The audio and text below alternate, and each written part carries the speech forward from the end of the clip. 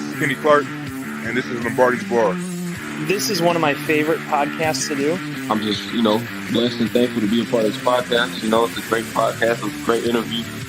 Maybe I know that you guys, obviously being the best Packers podcast that's out there. I had Malort this weekend, so I'm not tasting anything. Oh, good. He did. God. He did. That was fantastic. Because it said, "Did you ever try Malort?" And I said, "No." And then it said, "Do you want to take a shot of Malort?" I said, "No," but I did. Wait, who said It's called peer pressure. Yeah. Yeah. I tried to get in a high honors English class once, and they called my parents and were like, "Hey, just tell him he can't do it." It shows. It really shows. I hate you guys so much. I'm going to throw these two guys into the screen so that if I die, they can carry on the legacy of crap that is this show.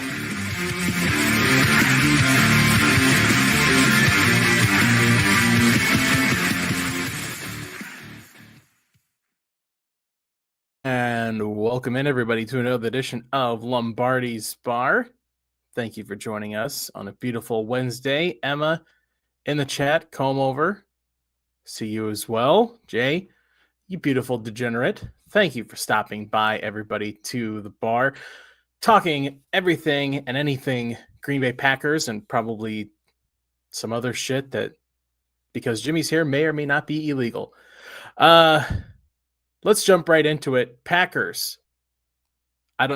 They're winners on Sunday. I don't know if I can say big winners on Sunday. 27-20 over Jameis Winston and the New York Football Giants. And now we look ahead to the heart of the schedule. Vikings, second division game, and it's almost Thanksgiving. Let's talk all about it. It's Jimmy. It's Todd. They're joining me in here. Guys, how are we feeling after Sunday's game? We won, so I'm happy. We did win. Wasn't the sexiest thing, but I'll take it. It was a W. It was a W.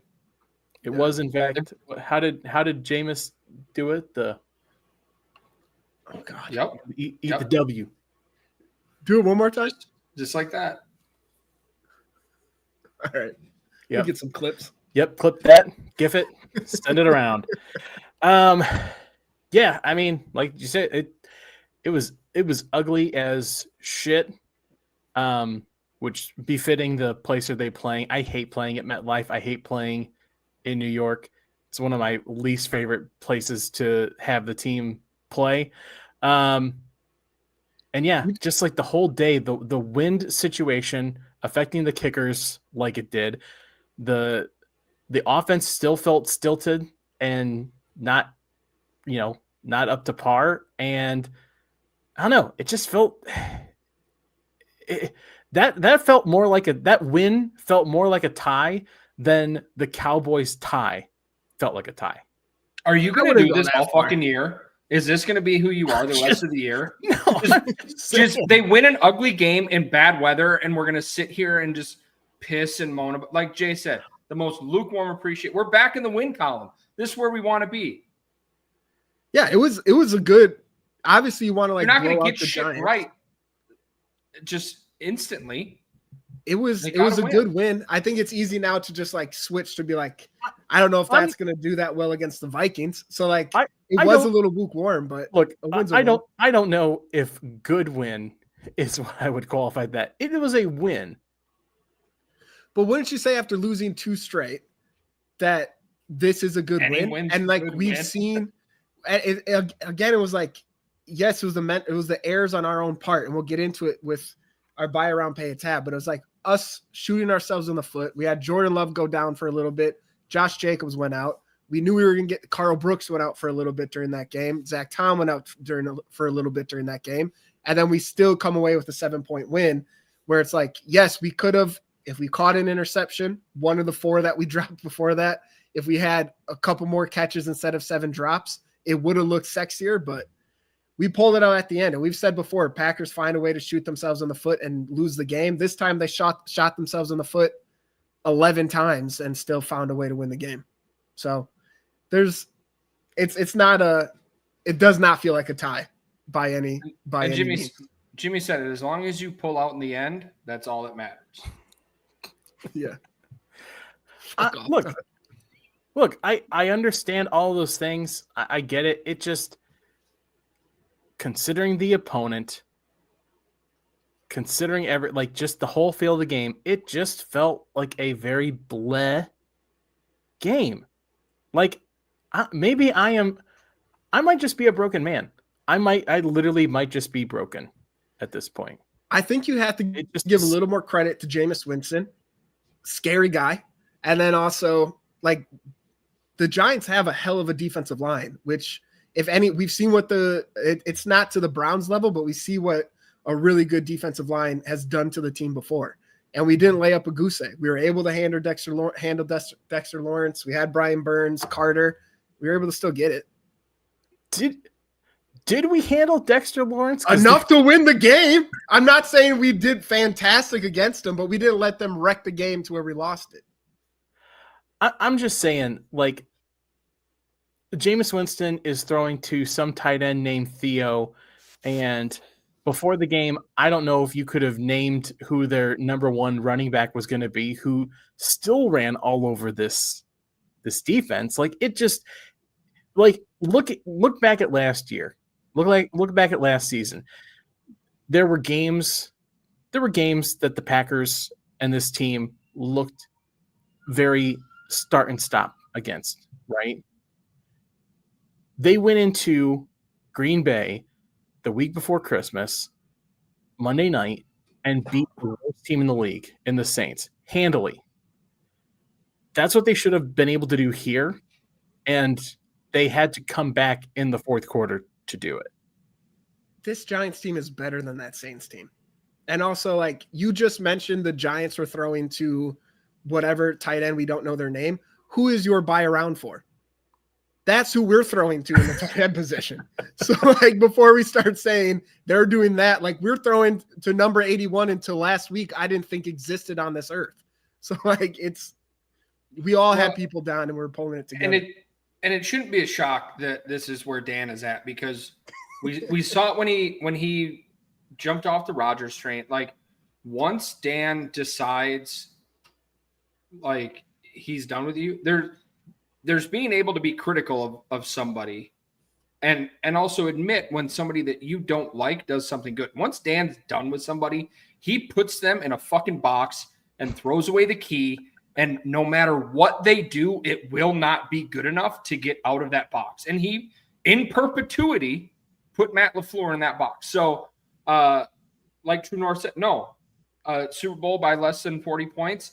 Dan will not be happy with that, because that will mean Matt LaFleur did something good. In Dan's world, Matt LaFleur is incapable of doing anything. How he gets out of bed and ties his shoe in the morning, likely his assistant. But that's just a world that we have to deal with Dan in at this point, is just a completely detached from reality spot, just like he was back in 2020, January 6th, going to the Capitol to riot. We're going to see that same shit from him the rest of the year. So it should not surprise anybody. Jimmy, this is on us. We need to make a note moving forward. After a win, you and I have to bring the energy, because after a win, Dan comes in like somebody just took his dog out and shot it in the backyard. Yeah, this really is on us. It's on us. I agree. I admit, the Christian Watson touchdown, the second one, I felt nothing. I was dead inside. Yeah, that is just a gigantic problem. Yeah. It just, this team. You wanted to lose. That's where you're at. You want to lose so that Matt LaFleur can get fired. I don't want to lose. I fucking hate the losing. Cowboys a really. You just don't get excited when we win. No, it's hard. It's hard to get excited about a win like that. That's where, about an incredible catch to put your team up late in the fourth quarter, and you're just. It's everything that happened before. It's everything that happened before in that game. You got to stop living in the fucking past, Dan. It's over. I don't know how to help you. I told my dad that. I think he's going to tell Christian's dad that. Oh, okay. Yeah. And if one of his other sons get married, you're going to hear about it on Twitter. How'd you feel about Micah Parsons' sack at the end of the game? I love Micah Parsons' sack. I mean, it was great. It's also kind of a bummer that like his one sack came on Jameis Winston on a 3-step crow hop, trying to chuck the ball into the end zone with 10 seconds. First of all, second sack, and it was his first full sack. Michael Parsons' brother to the family members attacking Dan. He was going. I sent it to Todd today. He was going after Rashawn Gary today on Twitter, saying he's going to get cut after this year and all that stuff. It was a very interesting thing to do when your brother's in the locker room with him. It was him, Nate Hobbs, how they need to cut them after this year to save money. It was. Let's get Micah Parsons' brother on the pod, man. That was insane. Kind of sounds like he and I would vibe really well. Then his next tweet I saw was him trying to get in Des Bryant's press box to do for a party he's throwing. It is probably my favorite Twitter account to follow because he's all over the place. Let's go ahead and jump into buy around here. We'll talk more about this game. Jimmy, who would you like to buy around for? Yeah, this one I have to go. And Matt LaFleur mentioned him that we don't win this game without him. But Malik Willis, like Jordan Love goes down. It was already not the best start. Our offense wasn't doing much, and like he provided a huge spark. That little, I think it was third down when they did the QB. They did a read option. He kept it and ran, got the first down. Thankfully, got out of bounds because we could not lose a quarterback at that point. Took a shot on that pass to Christian Watson, which also kudos to Christian Watson. That was a hell of a catch. Just the guy's hand was in there trying to push it out the whole time. But yeah, Malik Willis, man, he provided a spark to the offense. He only had half a drive, and to put a touchdown up there, it's weird having a backup quarterback now to where obviously you want Jordan Love in the game, but there's not a huge sinking feeling of like, oh yeah, we're screwed. There's no chance we can win, just because every time he's come in for the most part, like we saw it 2 full games last year, that Jaguars game last year, like he can make things happen, and we got to see that again. So Malik Willis, I hope we keep you around as a backup for a long time. I hate to play Debbie Downer, but he's going to be gone after this season. Oh, I know. But I wouldn't mind. Just throw him a couple million and be like, hey, we love you here. Just stay with us. He's not going to start anywhere. So you might as well just stay. I mean, if you're not going to start anywhere, I would go somewhere who's going to pay me the most to not start. No. Come where you can make less and hang out with Jordan Love. hang out in the smallest town in the NFL, negative 20 degrees. Where was Liberty College? Sounds like it's from Liberty is in New York, I believe. Yeah. Same. My fear is that things in Minnesota with their young quarterback aren't going great, and Kevin O'Connell just either he lost his touch or JJ McCarthy is truly broken. I'm going to lean towards JJ McCarthy's broken. So.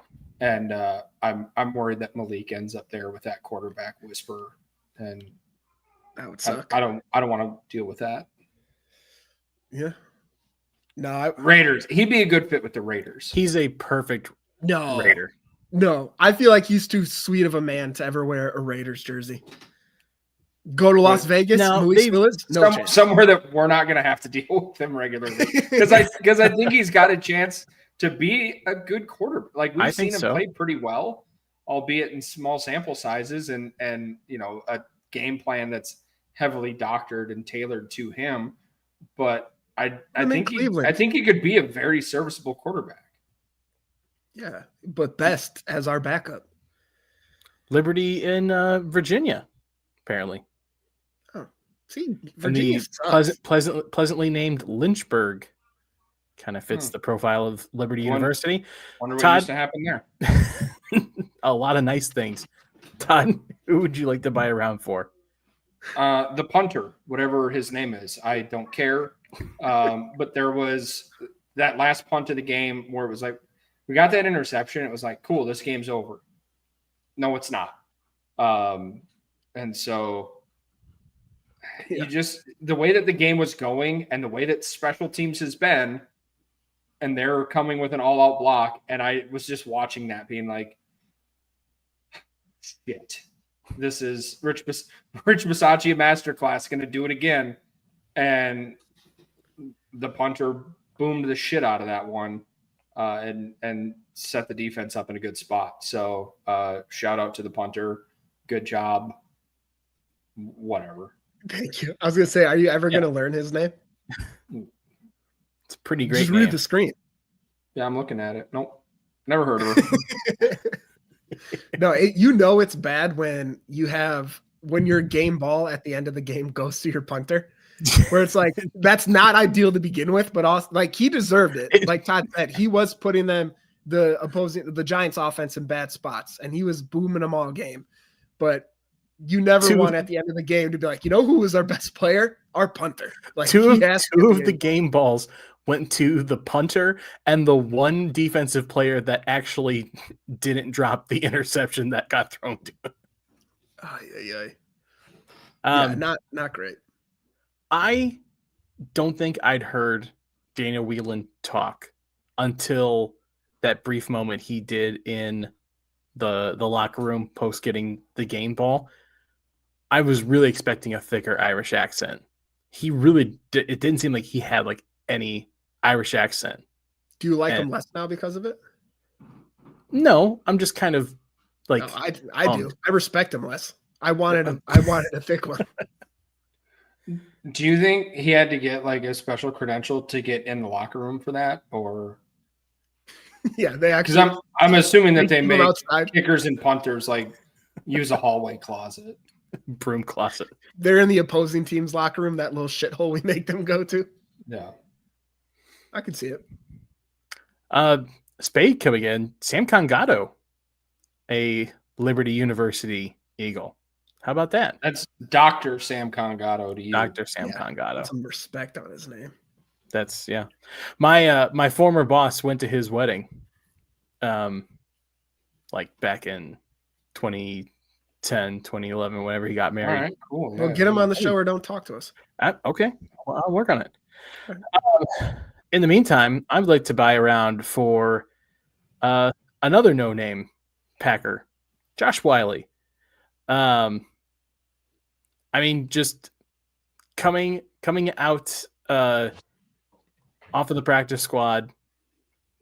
I think, like, was it this week or last week? Like, he's not been in Green Bay for long, and getting integrated into the offense pretty regularly. I think I saw he was in there like 23 snaps or something like that on offense, playing a fullback H-back role, and then playing, doing the things that they pretty much asked all of their tight ends to do. He just got basically throw it into the fire, and kind of seems like they're trending towards him be challenging maybe Luke Musgrave, tight end number one.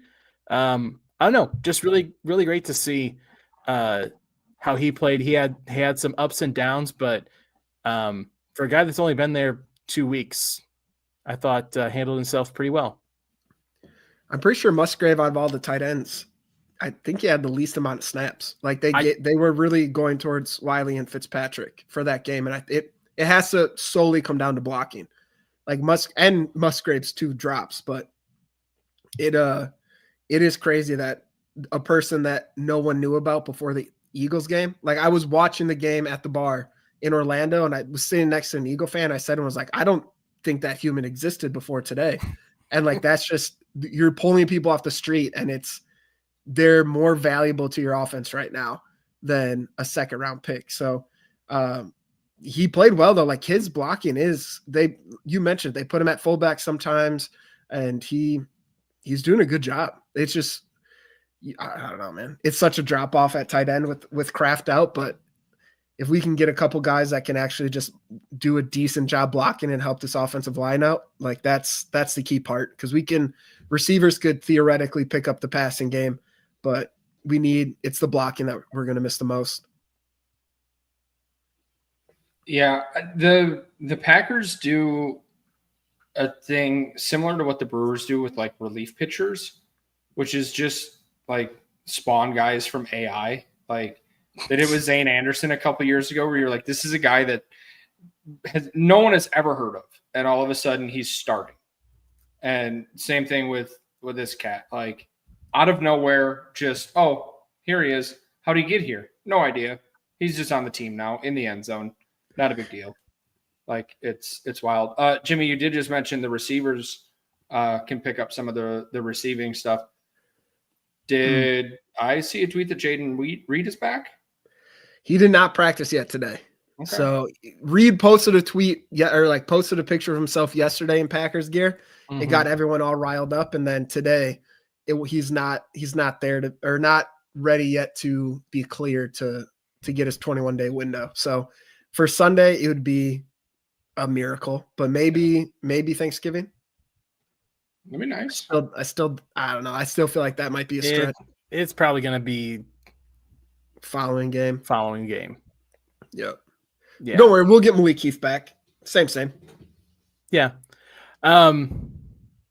True. Or Iowa Joe. Yeah, I guess what I meant was first two. He's been on the active roster the last 2 weeks, so like actually part of the. Also, no one gives a shit about practice squad. Just gonna throw that out there. Also, I want to jump into the comments one more real quick. This was up for a minute. Jimmy, you getting in this walleye tournament? That is crazy. You brought this up because I was just about to ask Matt to bring that up.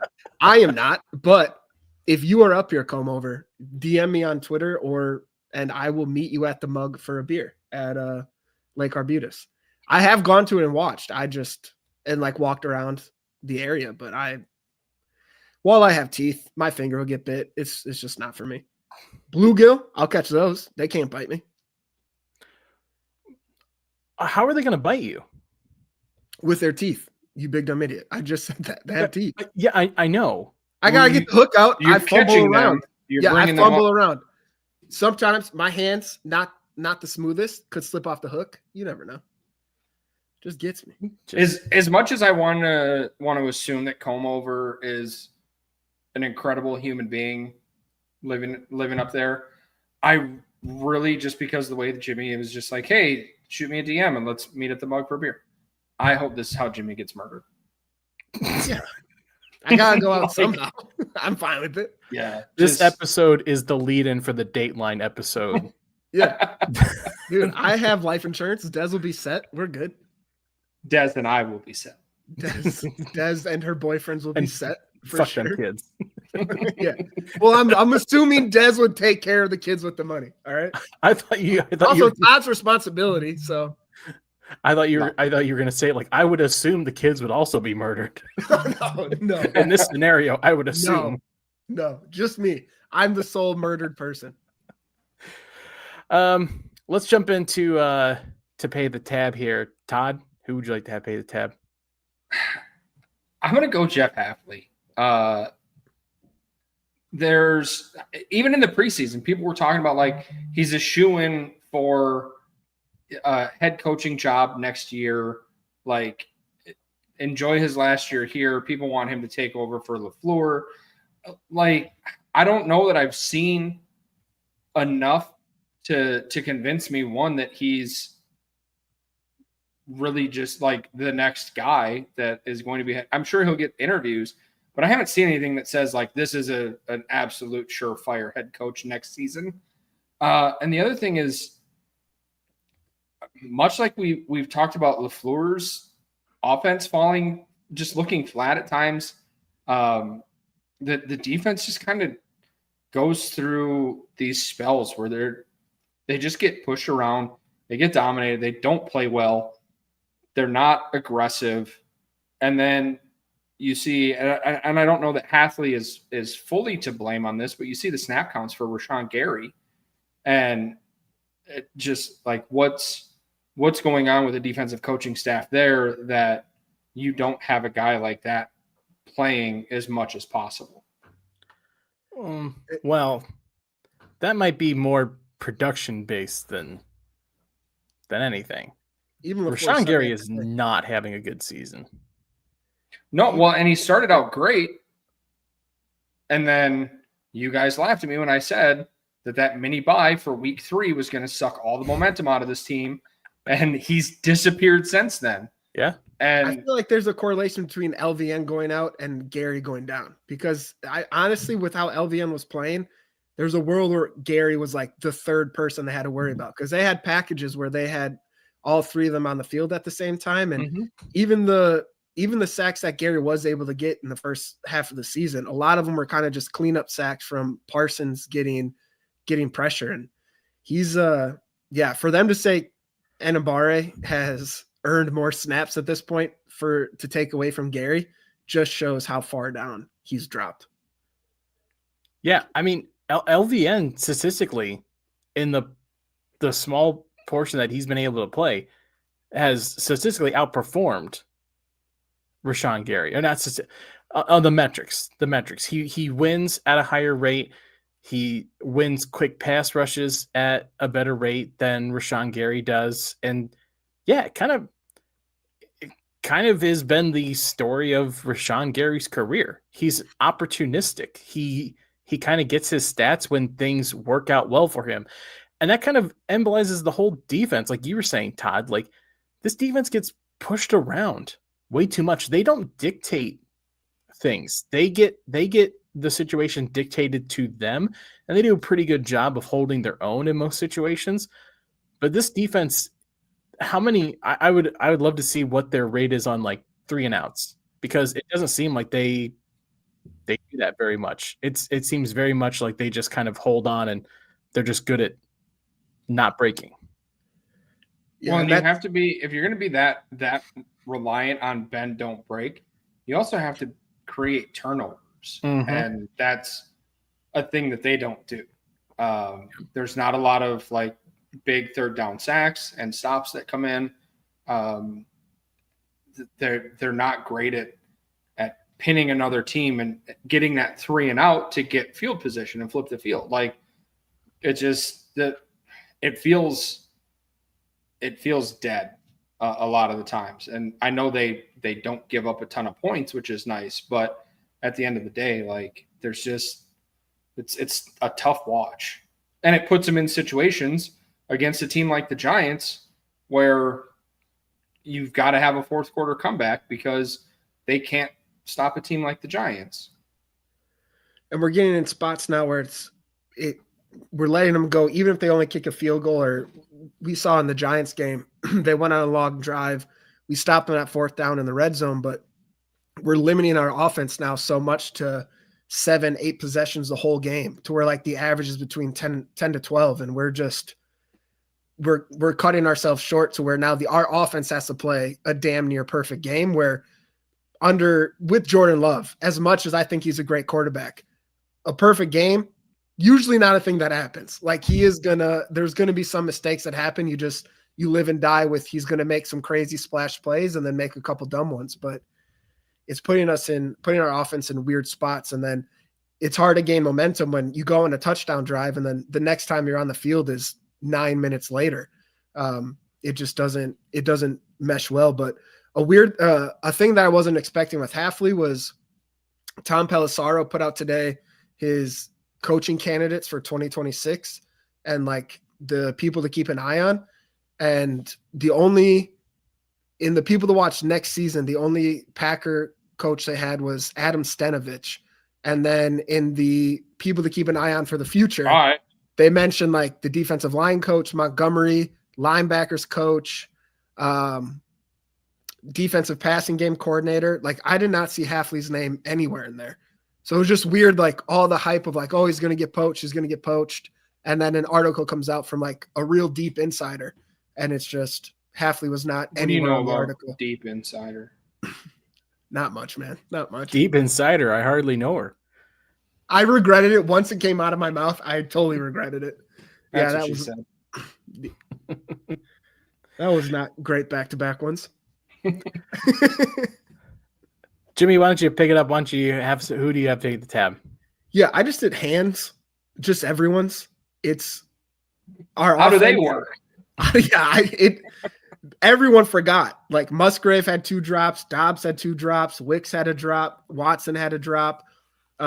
And honestly, hold on. That you got to look at that play in its entirety. That's not. You can't put that on him. There's, according to his dad on Twitter, my bad, Hitman. You got to quit looking at what a drop is, and you got to think about the game at a macro level. You're right. Okay, we had 6 on offense. It was just, and honestly, one of them, thankfully, it was because to me that seemed like a fumble with Luke Musgrave. Definitely a fumble. Thank God they called that just another drop on his part. And then you add in the defensive ones where like we had Valentine drop 2. Bullard should have had one until McDuffie came and just trucked him. And then you had Nixon should have had an interception. And they showed the replay. It looked like McKinney tipped it, but still, man, like we had so many opportunities, but just everyone's hands, unless your name was Christian Watson, outside of that one play, just seemed like no one could catch. It was so bad. And Jordan Love, you already have the people who look just at the stats and don't actually watch the game on how many dimes he threw that game.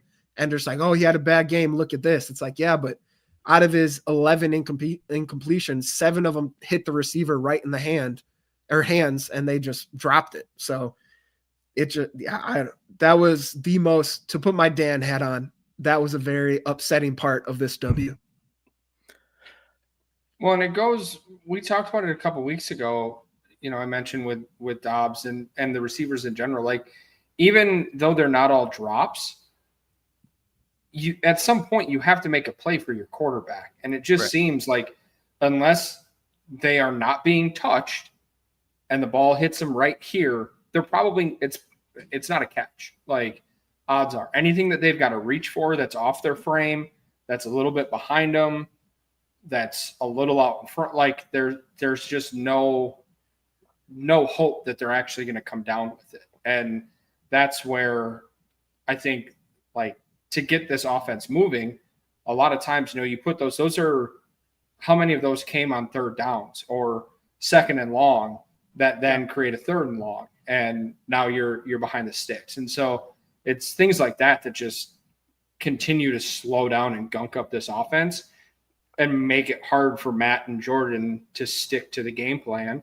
because what they're calling is working. It's getting an opportunity. It's just not being executed by the guys on the back end. And you look at Savion Williams, like he makes that incredible catch on 3rd down that leads to the Watson touchdown. Dude showed up to the game in a walking boot, only played like 2 or 3 snaps and is able to go up and get a 50-50 ball. And then you have your wide receivers 1 and 2 dropping the easiest things in the world, hitting their hand. It's just over and over again, just gun to the foot every time we're about to run onto the field. Yeah, I mean, I think I saw accounted for 98 yards in just pure drops.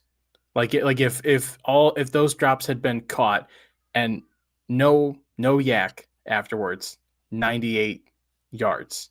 I mean, with this team, you probably weren't getting the yak anyways. True.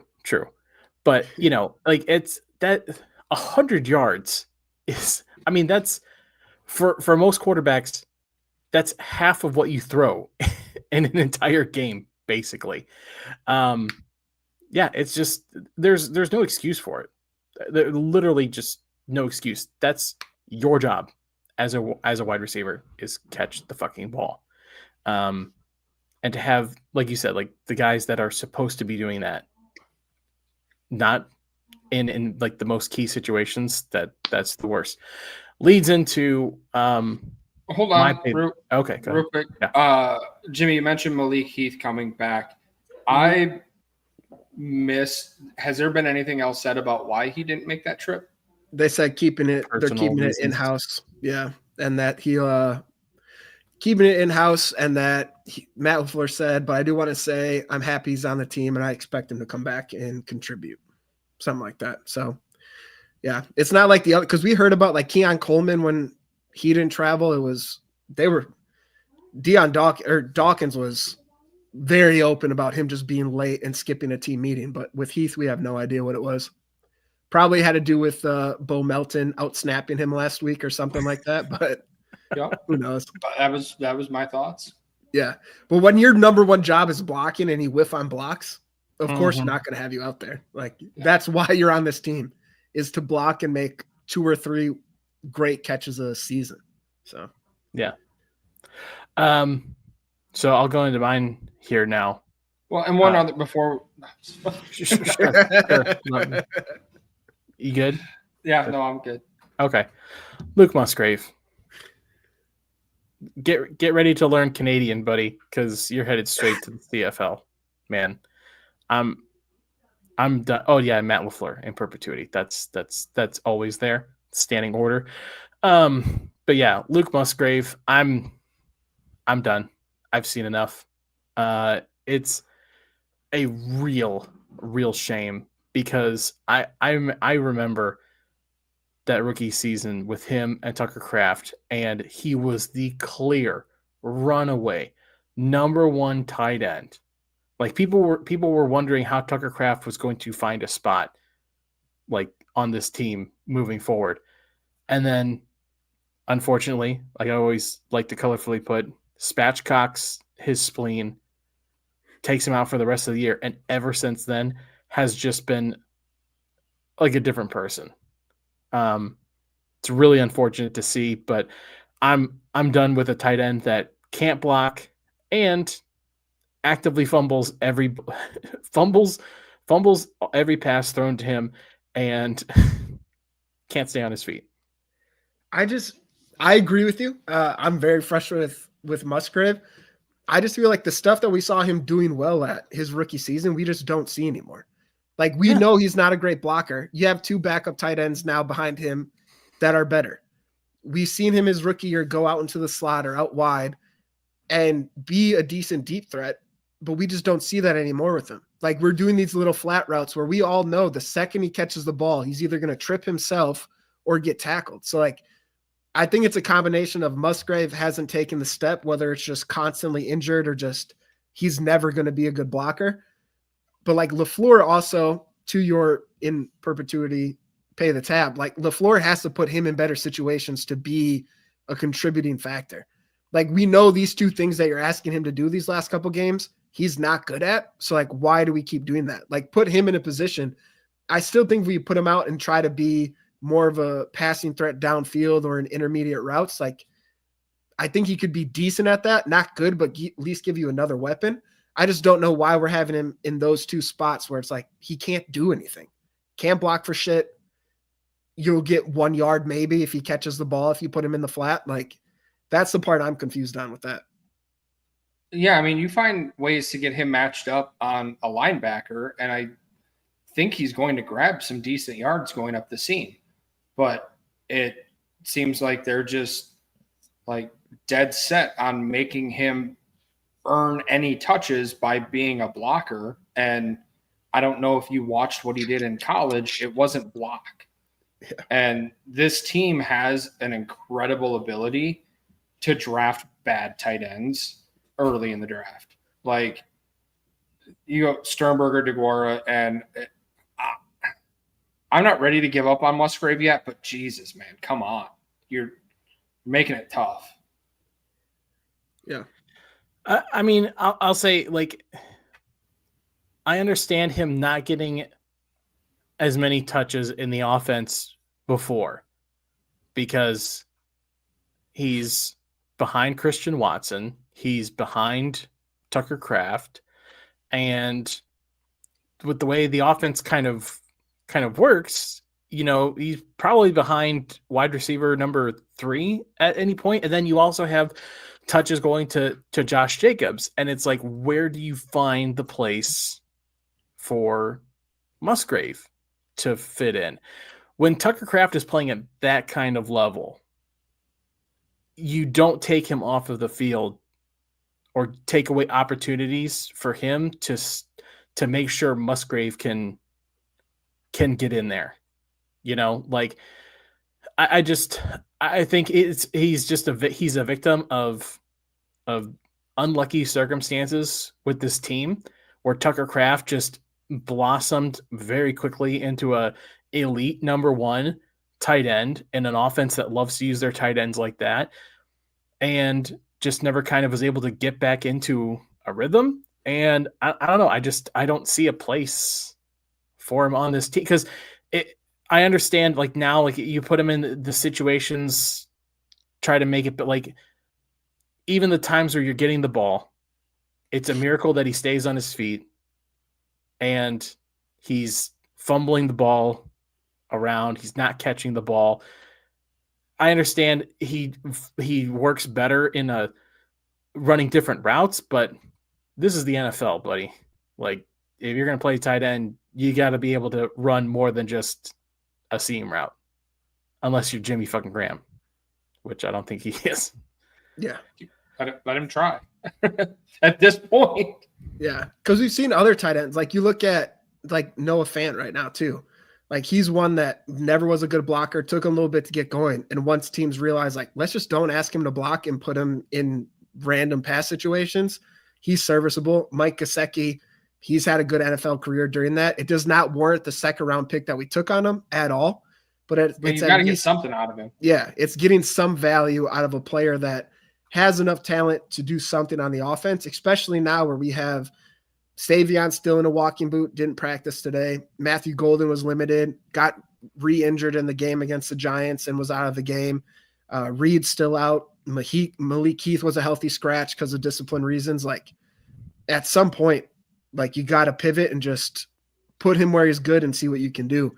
Like I understand it's not the scheme and the ideal situation for a tight end and what you want from him, but at some point we're kind of scrapped right now. Strapped. That's what I mean. I mean, I get that. Thank you. Iowa Joe nails it. Yeah, Musgrave probably wouldn't be on the. No, I refuse to take blame on that. I'm not putting. I wasn't going to bring that up, Jimmy. I was just talking more about the situation. The fact that Jimmy brings it up on his own means he knows. He knows. You know what the fuck you did. It was in the comment. I didn't bring it up. It was in the comment. I wasn't reading that part. I was talking about just Jimmy, the situation for Musgrave. Whose jersey were you wearing to start the game? Listen, my jersey curse changed. Answer the question. The defendant will answer the question. Whose jersey? Romeo Dobbs. And then you took that off after he had a couple drops. Yep. Who'd you put on? Quay Walker. And what happened? And then what happened? Romeo Dobbs started catching the ball and Quay Walker got hurt. Yeah. Did you when you realize that the jersey you had on that player was doing poorly, did you think maybe I just don't wear a fucking jersey? No, what I did thought that cross through your brain at all? No, what I thought was Quay's not doing that good anyways. I can't hurt him that much. So I just put it on. I hurt him physically. So yeah. That's on me. I'll just wear my craft one from now on. He's already hurt, so did you why aren't we buying Jimmy Lions, Bears, and Vikings jerseys at this point? Well, I told Jimmy, I said, why don't you try and use this curse for good? I like buy a Caleb Williams jersey. I like Dan's idea better. Why don't we buy Jimmy? You said you would buy a Caleb Williams jersey. Did you purchase it yet? Jimmy, yeah, when I find a Chinese knockoff of a Caleb Williams jersey, I will buy it. I'm not going to spend more money on a Caleb Williams. Google's free. Yeah, what do you mean when you find it? I know, but then I can find it in person. I'm saying in person because I get it immediately in my possession. I don't want to wait 5 months because then the season's over at that point. What are you walking down the Bronx getting You live in Maryland, Wisconsin. That's all my jerseys are knockoffs that I get in person at these festivals. They all got sports things. Well, when are you going to one next? I'll Google that. You think there's like some Eastern European selling Chinese knockoffs out of a van in rural Wisconsin? That's where I found the other ones. All right. Cranberry Fest. Tons of jerseys. Fucking Cranberry Fest. Of course. Home Over understands it. Warren's Fest. Of course it was. We talk about Jimmy getting a jersey for those teams. You know who he probably should get a jersey for? Oh, God. Bo Nix. Because you can't take the Broncos lightly. I thought we've all agreed we're done with this. I think we made the agreement that it would end after the Broncos game. You decided to keep it going on your own. I love the. And then I said, This goes to Todd's point of once Dan decides something, it's just set that way forever. He's like, I'm never letting this We go. said let it die. It kept getting brought up in the chat. Dan continued to read when it got brought up in the chat. Then last week, he just brought it up on his own. And, that's and I bullshit. said, I did not bring it up on I my can't own. wait for us to play that game so we can put this to bed. And Dan said, I understood that. I understood that to mean it ends after the Broncos game. Is how I understood that. I could see. You're never going to let it die. Shut up and move on. Well, let's talk about bar bets. Dan's still firmly in the lead after last week, even after taking the Bo Melton pass breakup bet. Still firmly in the lead after last week. Are you sure we deducted that, Matt? Oh yeah, pick it. Check that because Matt, you said we all said the same thing. We did not on that one. No. Oh man, yeah. I mean, my lead might be cut from 30 to 25. Yeah, and that's a beneficial thing to us. So fuck off, Dan. That is actually helpful. I'm within striking range if I double my total points this season. Let's jump in. All right, Rabbit is good. Rabbit is wise. Let's jump into bar bets here from Prize Picks. Not a sponsor segment. Jordan Love over under 1.5 passing touchdowns. I mean,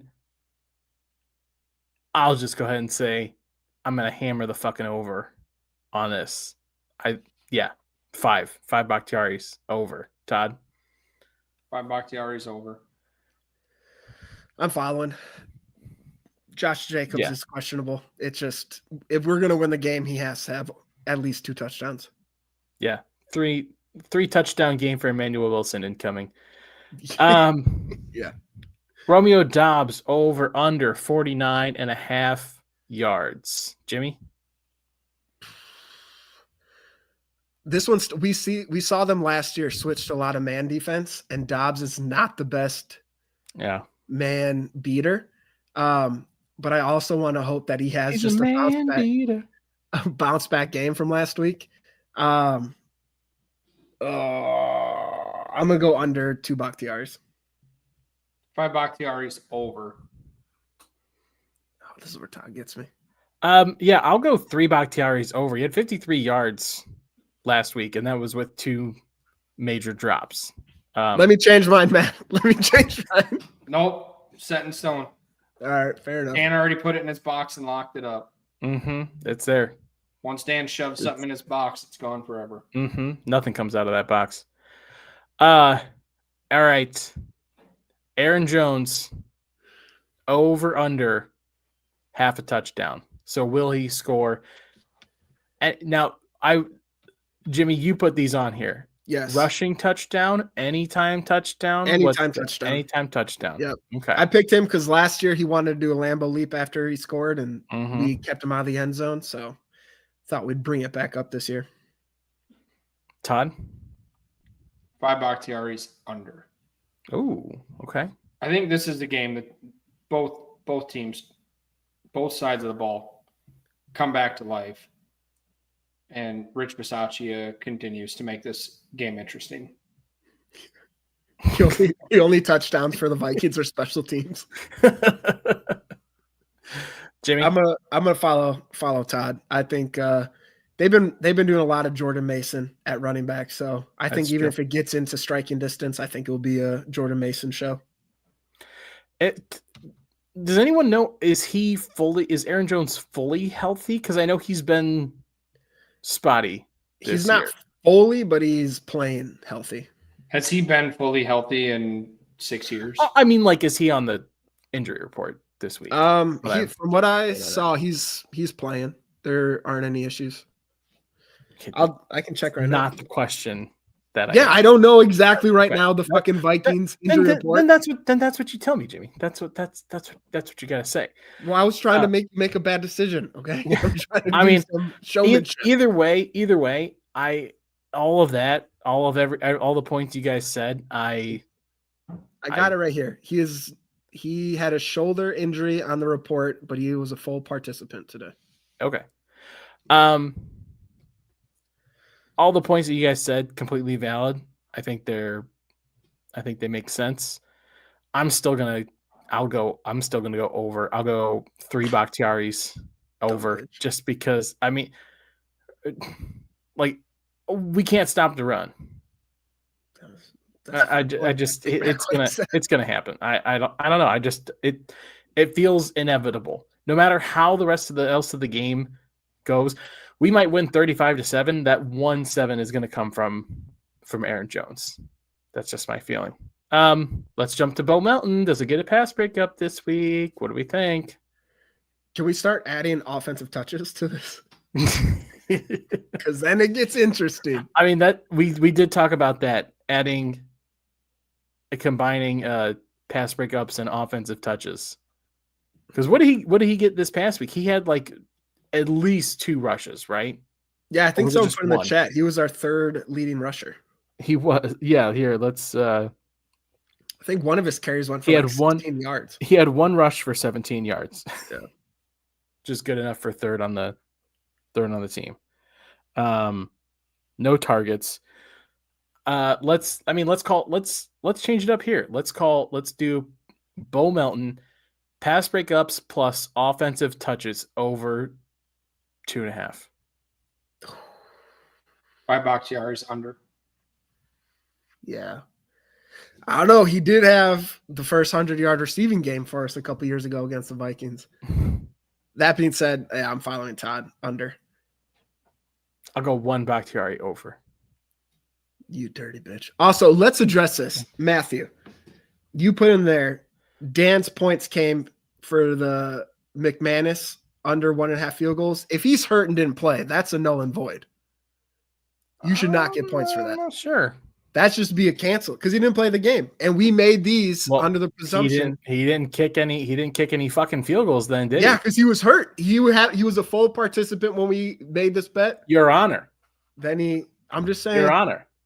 I would like to say that's a null and void bet. I throw myself on the mercy of the chat. I think if he starts the game and then goes out, you made the bet. If he doesn't even play in the game, it's null and void. I'm just saying, guy did not. Johnny Bars. Welcome in, buddy. Welcome in, Johnny. Good to see you. Hoping for some support from Todd, but nope. Yeah, I mean, it's kind of bullshit to take points that way, but I'm an innocent bystander, sir. I just live in the system. That's all. Another hour. No chance. All right. I think that'll just about do it for us. Yeah, of course you move the point. No, don't act like it's Todd. Sounds like it was Todd, handle. yes. But they give me as much shit as they give you. So you can't pull that right now. Thank you to everybody in the chat that stopped by, hang out with us, correct us. Yeah, sorry I made everybody sad. Sorry, it was real Debbie Downer. But appreciate everyone trying to bring up the energy in the chat. For producer Matt, behind the scenes on the ones and twos on the wheels of steel. For Jimmy, for Todd, I'm Dan saying cheers, and as always, go Paco.